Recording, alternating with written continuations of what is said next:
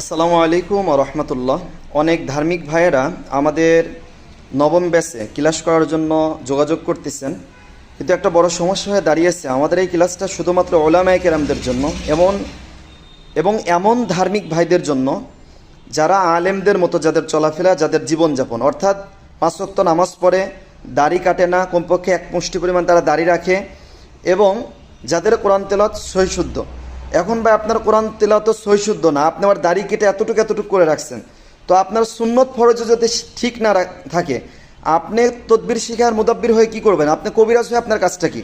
কবিরাজ হওয়া তো ফরজ না ভাই, মুদাব্বির হওয়া, রাখি হওয়া তো ফরজ না, কিন্তু আপনাকে 5 ওয়াক্ত নামাজ পড়া ফরজ, কোরআন তেলাওয়াত সহিশুদ্ধভাবে শিখা এটা ফরজ, আর রাসূল সাল্লাল্লাহু আলাইহি ওয়াসাল্লাম আদেশ করেছেন দাড়ি রাখার কথা, এটা ওয়াজিব।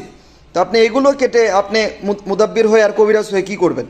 এজন্য প্রিয় সম্মানিত দিনী ভাইয়েরা, যারা এরকম করেন তারা মেহেরবানি করে যোগাযোগ করিয়েন না ক্লাস করার জন্য। আসসালামু আলাইকুম ওয়া রাহমাতুল্লাহ।